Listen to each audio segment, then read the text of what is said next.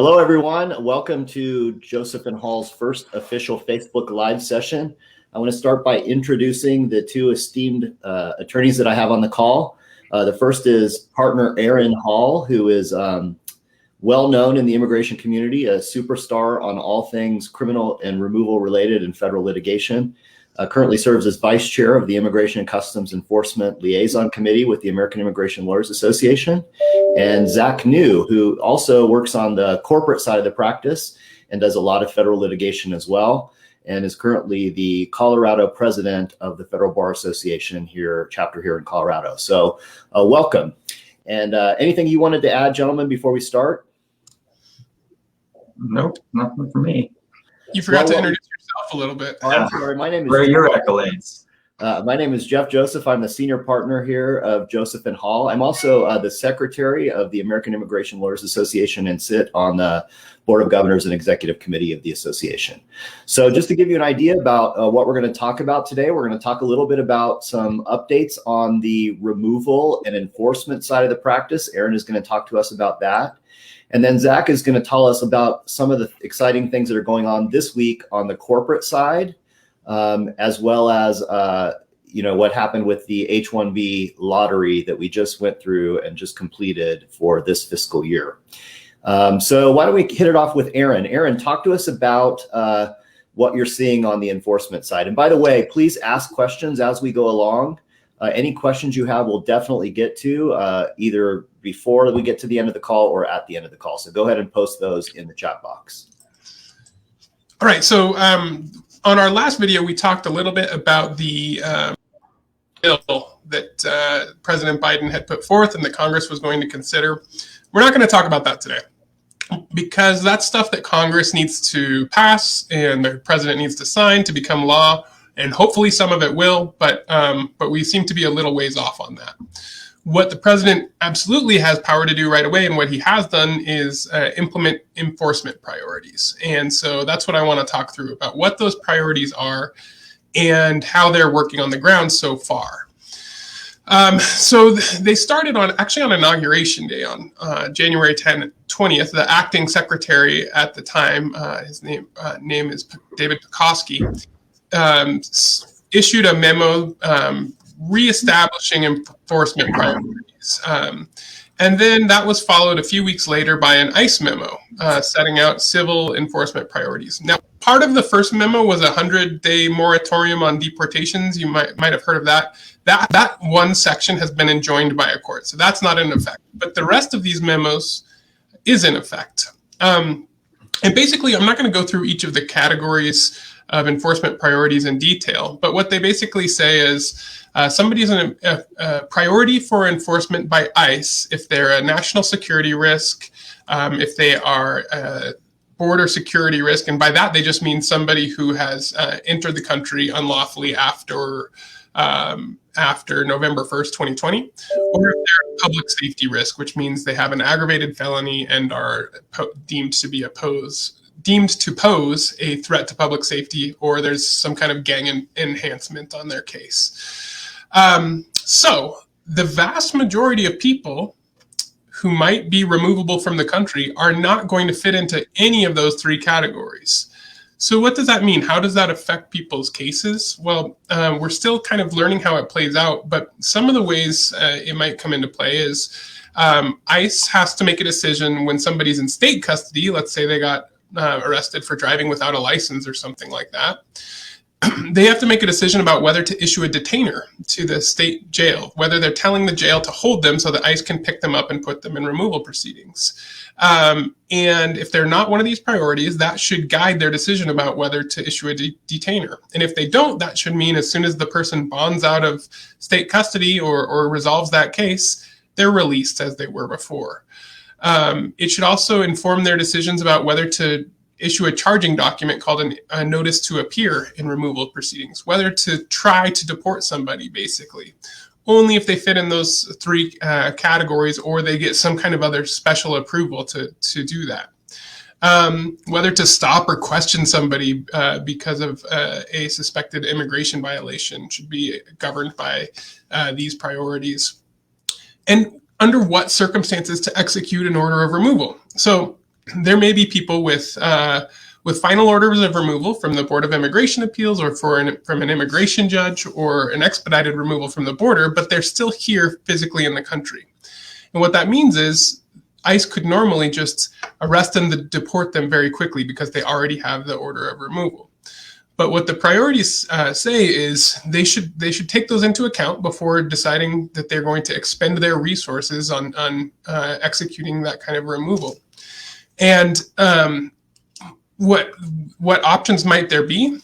Well, if you have an order of removal, you might be able to file for a stay of removal, which is a formal a decision by ICE saying that they're not going to execute your removal for a period of usually 6 months or a year.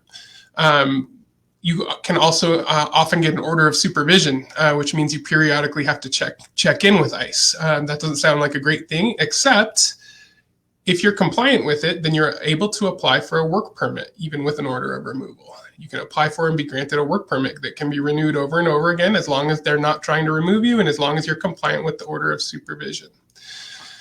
And in fact, they have some further guidance on cases where they're considering executing an order of removal. And what they say is, if the person is elderly or known to be suffering from a serious physical or mental illness, if they have a petition for review, that's basically an appeal pending at the 10th Circuit Court of Appeals or any Circuit Court of Appeals, a direct appeal from a removal order.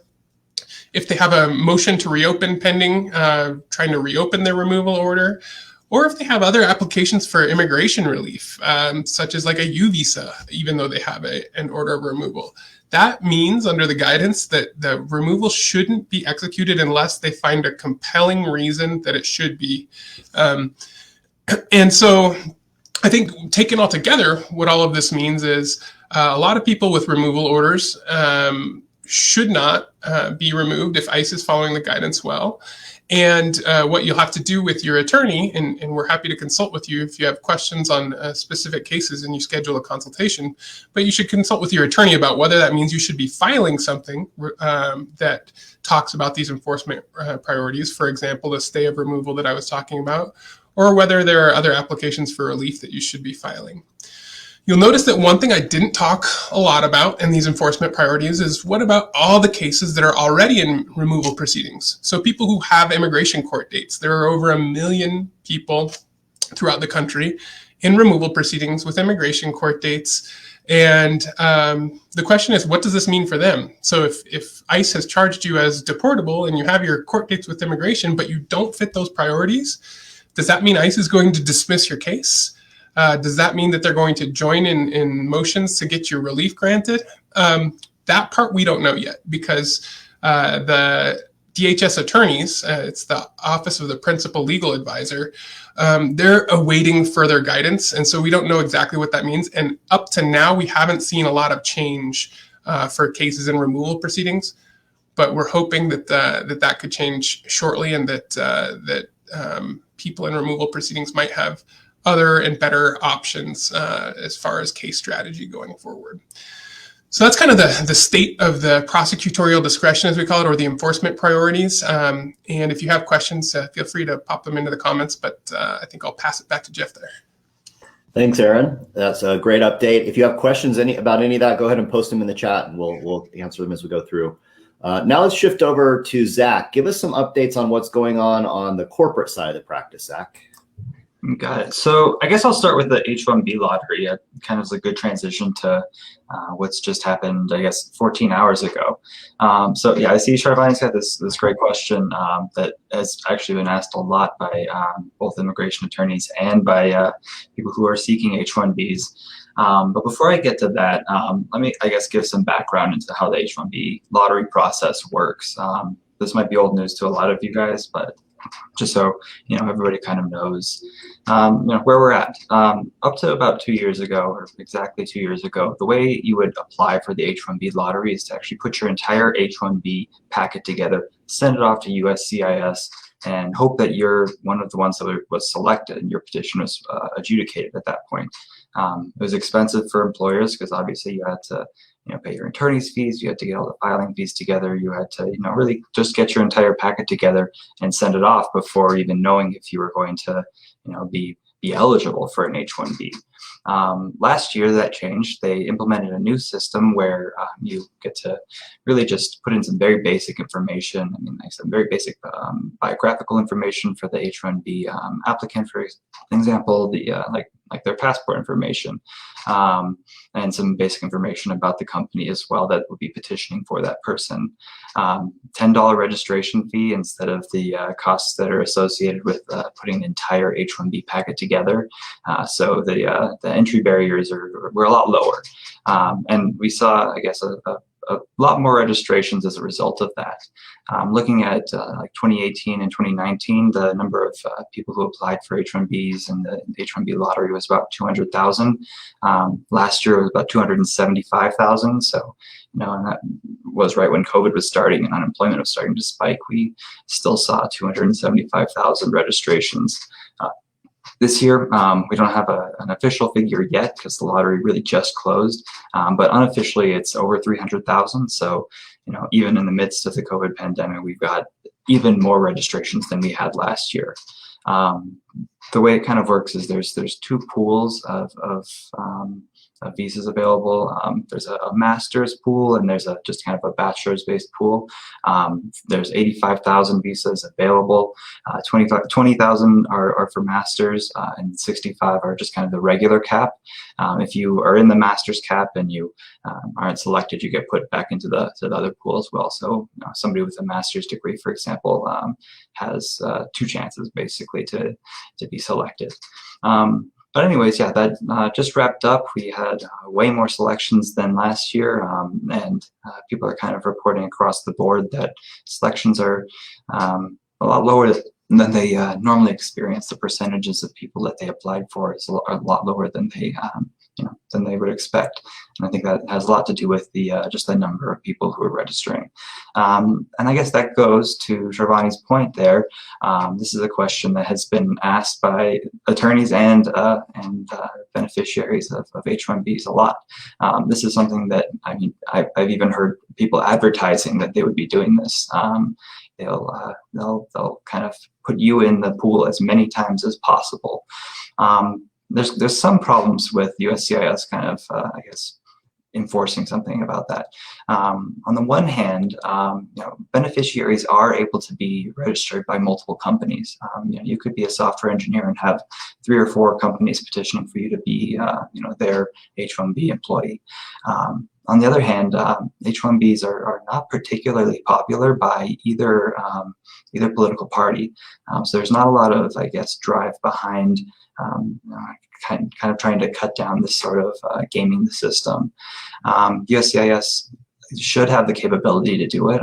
You put in your passport information and all of that, so they should be able to track the numbers of registrations that are available. But they said that they just won't be doing that, basically. They're very keen on finding fraud in the H-1B system, so I wouldn't be too surprised if there's some other, I guess, more collateral consequences that come up for people who are trying to game the system like that. But as far as kicking people out who have 22 registrations, USCIS just has said that they're not going to be doing that, unfortunately. All right, so we have a group of more than 200 individuals got together to fight against H-1B lottery abuse. A lot of evidence put together, but we rarely get heard. I guess that's kind of the same point there, that USCIS has said that they just really aren't going to be pursuing this type of abuse, at least for now. It seems Jeff has perhaps something to add to that point there. Well, I was just going to say, I've been talking with other lawyers about, because this is pretty shocking. When these numbers came out, we actually thought that there must be wrong. Yeah, they seem a little fishy. Just to give you an idea, I think our office filed how many H-1B totals, Zach? 40 something? Yeah, something like that. And we had only 6 selected, and they were all from the same company, which is just strange to get out of all 40 some selections, only 6, and they were all from one company. So, it seems fishy. On the other hand, it kind of makes sense. If you think about what's going to happen with this lottery, is that if you're not selected in the lottery this year, what do? You go, you register for another year of school, you go on and get your master's degree, you keep working on your OPT, and you register again the next year. The problem is the master's caps were way up this year. The number of master's cap filings were way up. And the theory is that's because people keep applying and eventually they qualify for the master's cap, right? So that's one theory. The other theory of why numbers are up is exactly what Shivani and Vasant have been talking about, that, you know, multiple applications cause multiple registrations, and that means the numbers are up. But the good news for you on that is if that's really true and those duplicates come out of the system, then, you know, the question would becomes how many numbers really are out there, and will we look at, like we did last year, where they have a second round of registration. The third thing that's talked about is job shops. The fact that there are a lot of job shops out there that, you know, register hundreds and hundreds of people. And some of those are actually legitimate registrations. Others are not legitimate registrations. They literally register random people and then sell the labor certs. They sell those positions to other candidates once they actually find a candidate. So a lot of nonsense. But as Zach said, you know, USCIS has taken the position that employers can't register multiple times, but employees can, beneficiaries can, and they're not, at least at this point, enforcing it until we raise a lot of notice. So how do you raise a lot of notice? If you're in the US, have your employers contact Congress, have them contact their Congress people and ask for some oversight over this H-1B program. I'll be honest, we are looking at litigation, but from the scope of litigation, this seems like a very, very hard challenge to raise, because you know, we're essentially saying that USCIS can't administer the program in a particular way, and I think that would be a challenge from a litigation perspective. So I guess with that said, H-1B cap's over. We've got the people who have been selected now. So now it's time to apply for the actual H-1B visas, and that leads us to kind of this brand new update. 14 hours ago, Presidential Proclamation 10052 expired. It was, you know, kind of expected to expire. The other big visa ban had been rescinded earlier in March, but what was, you know, a ban basically across the board on H-1Bs, on Ls, on a lot of Js, all these visas actually being issued at consulates abroad, that's no longer in effect. So people can finally just, you know, schedule their consular appointments and, you know, get their visas. Except for the fact that, you know, there has now been a year basically where people have not been able to apply for visas. So there's this undisclosed backlog of non-immigrant visas that are, you know, where people have been waiting to apply for. And I mean, I guess just to give some context on what that number might be around, we have a disclosed number of immigrant visas that have kind of developed during this backlog of around 500,000. So it might be a little bit of a challenge to get an appointment very quickly. Consulates are entertaining emergency appointments, and they're you know, entertaining expedited appointments.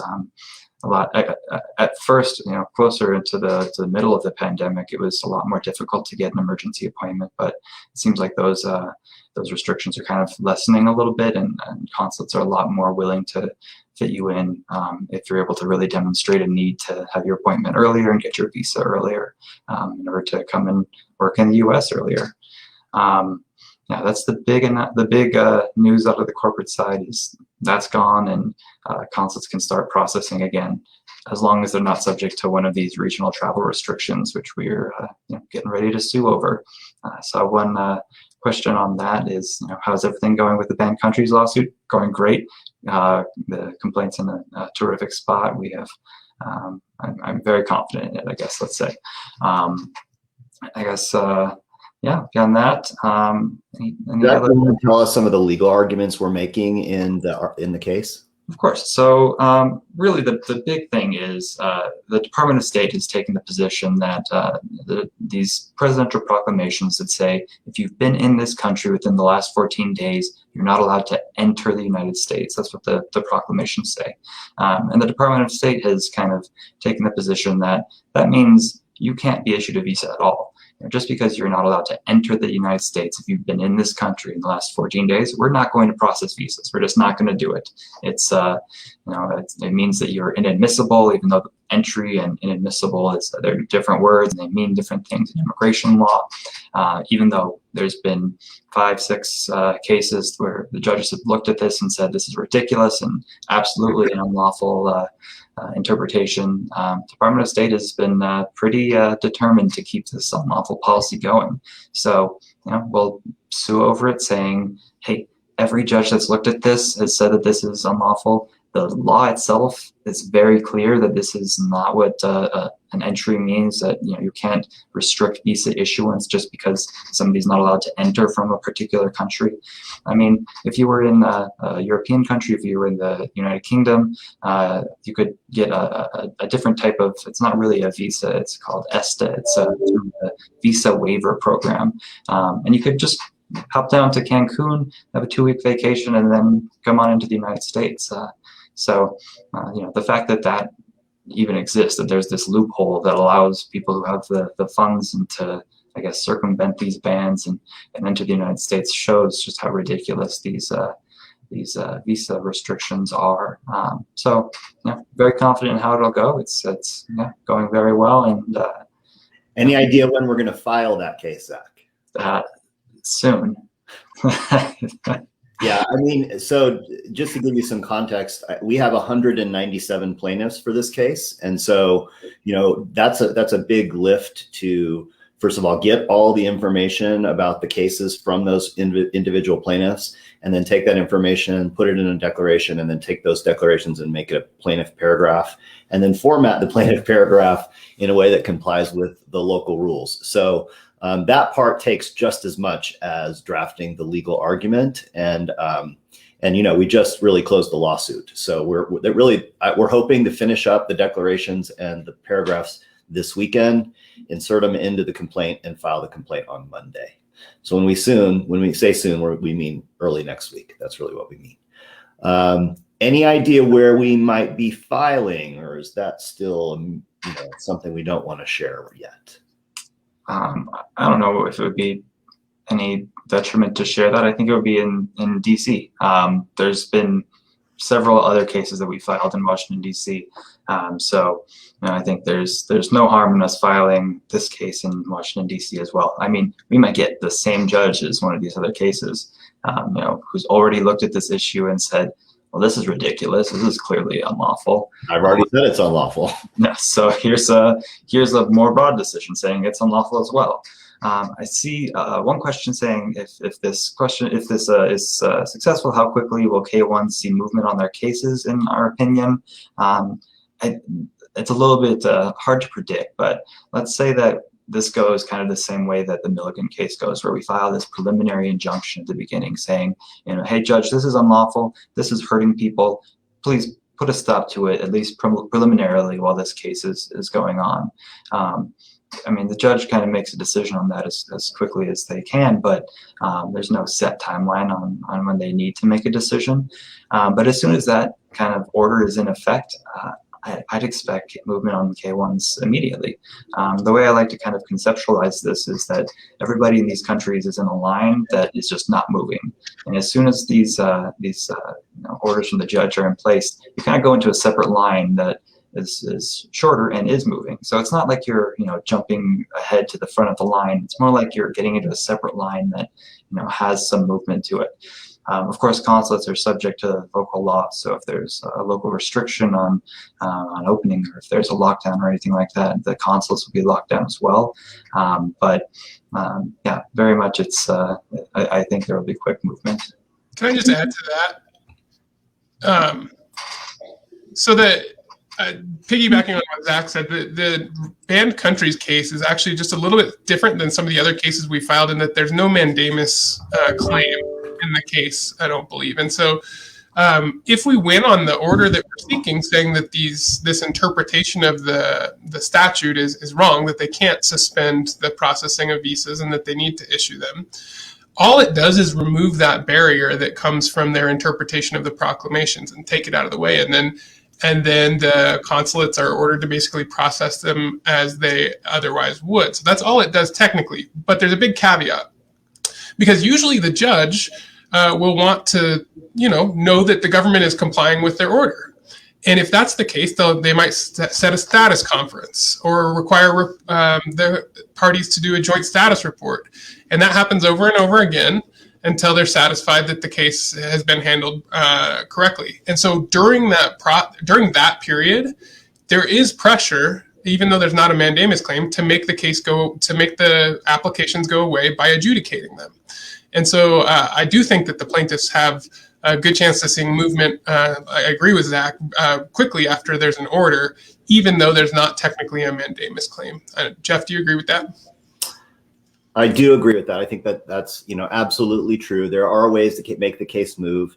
The other part of it is mootness, right? So the U.S. attorneys and the oil attorneys don't want decisions on these cases. They'd rather get the cases dismissed. And if they can moot out as many cases as possible, we're more likely to voluntarily dismiss those individual plaintiffs' cases. So for many, many reasons, yes, being in a lawsuit is going to move your case forward, even in the absence of a mandamus. Aaron, there's some questions here about Milligan and some of our other cases. First question is, how quickly are the round 3 plaintiffs moving? Jeff, I think you probably have seen the spreadsheets on this more recently than I have. So why don't you take a stab? Let me actually see if I can pull up the Milligan round 3 update form. Obviously we are still having some problems with specific consulates, but let me just kind of walk through here what I know. So Helsinki, for example, we had visa granted March 26th. London, interview scheduled for June 21st. Guangzhou, interview scheduled April 13th. Bratislava, interview scheduled April 7th. Madrid, March 30th. Dublin, April 28th. London, June 9th. London, June 1st. Guangzhou, March 31st. London, July 12th. Warsaw, visa issued March 30th. Warsaw, interview March 29th. Warsaw, April 6th. Frankfurt, April 6th. And Brussels, March 30th.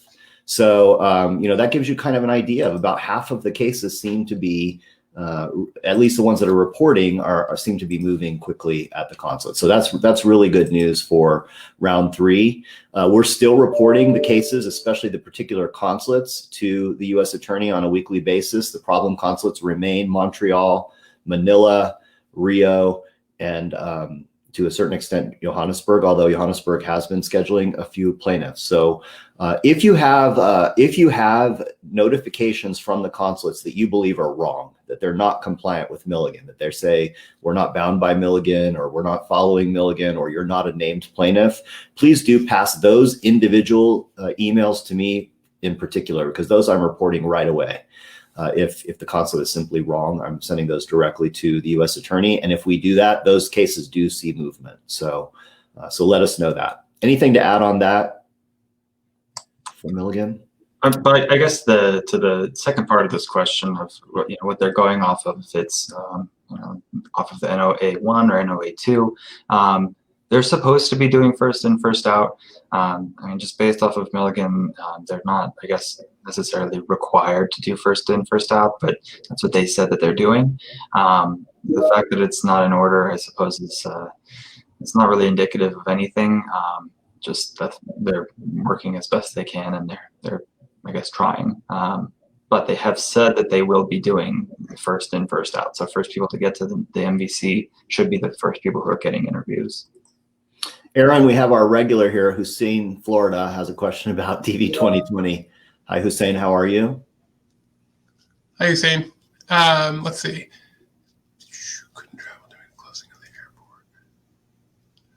So in other words, he has an old DV 2020 case that he expired, never traveled to the U.S. Was that extended by order of Judge Mehta? Yeah, I think that's what we don't know, right? Yeah, Hussein, why don't you send us specific emails about this case? I don't know, was this a plaintiff of the Gomez Acre case or not? And also, Yeah, just more details about his case so that we can answer it more thoroughly. We'll email you an answer. I mean, I generally think that if the visa expired, I'm not sure that the consulates are going to renew a visa. Their position is that, if your visa is not utilized by September 30th, it goes away. But that really applies to the issuance of visas, not the reissuance of visas, right? They say they can't issue visas after September 2020. That's true. We acknowledge that. But that's not what you're asking for. Your visa has already been issued. You're asking for a reissuance. So from my perspective, if that's the case, I would go for it. And if they deny it, I think you may have a potential individual lawsuit. I'll also, just to add on to that, the Gomez case, they just recently briefed summary judgment, which is kind of the last stage of the litigation. And part of the argument there is that the government's kind of acted in bad faith, and that they should, the judge should order all 55,000 visas to be reissued or used to be reserved and not expire as of September 30th. I guess it remains to be seen what the judge will do with that argument, but that's at least out there right now. It's a legal issue that's up in the air. This is a really good practical question for what happens after a K-1 gets in the U.S. So either of you want to take this one? The question is, when you get in the U.S., get married, you apply for the combo card, which is the advanced parole and work authorization card that allows you to travel and work. How long does it take to get work permission, and are there ways to expedite it? So there's published processing times on USCIS's website, depending on where your case is being processed. Gives you kind of a general, a range of when you should expect your combo card to be issued. I normally say about 4 to 6 months, and I think that's where they are normally around. You can get an expedited travel document if you can demonstrate some emergency, but those have been very hard to come by my understanding. Okay, great. Question here from Nipun Ranjan. What do you think of day one CPT? Would you recommend it to someone who has finished his OPT, and what are the risks or downsides? So I generally don't like day one CPT. A lot of I guess you just have to be careful. More than anything, you just have to be careful. There are colleges that offer this, and ICE and USCIS are very, I guess, aware of this issue, and they're starting to crack down on it a little bit more.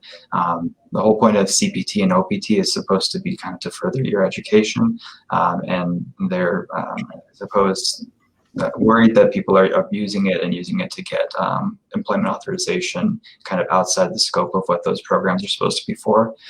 So where there's a college that's offering day one CPT, I'm, I guess, cautious about it. I would be cautious more than anything. And is your advice the same if they move up a level? Let's say they were on a bachelor's degree, finish the OPT, don't get selected in the H lottery, go on to get a master's, and then go for OPT day one. Is the analysis the same, you think? No, so I still think be careful, especially if the college is like advertising day one CPT.